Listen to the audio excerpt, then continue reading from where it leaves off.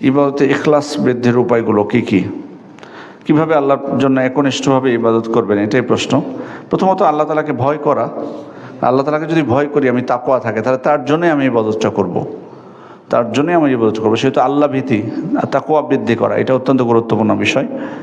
আর দ্বিতীয় বিষয় হচ্ছে আখিরাতের জবাবদিহিতার ভয় থাকা।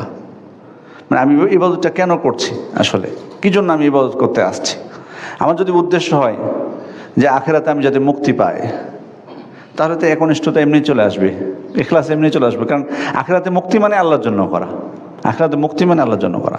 সেটা আমি খুতবার মধ্যেও বলেছি যে আসলে আমাদের জীবনের মানে মূল টার্গেট যদি আখিরাত হয়, দুনিয়াটা আমাদের মাধ্যম, সাময়িক সময়ের জন্য এসেছি, কিন্তু আখিরাতের জীবনই হচ্ছে চূড়ান্ত। এটা যদি আমরা ভাবতে পারি, অন্তরে বদ্ধমূল করতে পারি, আমাদের জীবনের বহু সমস্যার সমাধান হয়ে যাবে। সেহেতু আখিরাতের ভয়টা এটা অত্যন্ত বড় বিষয়। আখিরাতের ভয় যদি আমি করি, আল্লাহর ভয়ে আমাকে জবাবদিহি করতে হবে, এটার উপর আমার দায়িত্ব। আর ইবাদত যখন করব, ইবাদতটা যাতে করি যে আল্লাহ আমাকে দেখছেন, আনতা আবুদুল্লাহ কান্নাকা তারাহু ফাইন লাম তাকুন তারাহু ফাইন্নাহু ইয়ারাক।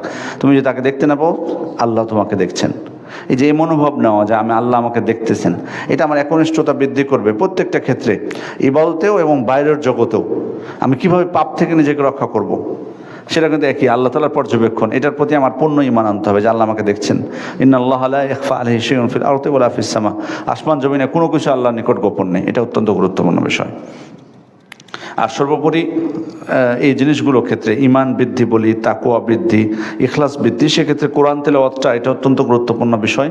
কোরআন তেলাওয়াত এবং অনুধাবন, তাদাব্বুর, এটা অত্যন্ত জরুরি একটা বিষয়। এবং এর সাথে নবী রাসূলদের জীবনী, আল্লাহ রাসূল সাল্লাল্লাহু আলাইহি ওয়াসাল্লামের সিরাত, তারপরে সাহাবায়ে কেরামের জীবনী, এগুলো বেশি বেশি অধ্যয়ন করা। তাহলে আমাদের আরও ঈমানও বৃদ্ধি পাবে, ইখলাস বাড়বে, একনিষ্ঠতা বাড়বে, আল্লাহ ভীতি বাড়বে। এগুলোর মাধ্যমে তাহলে আমাদের আমলের সংশোধন হবে ইনশাআল্লাহ।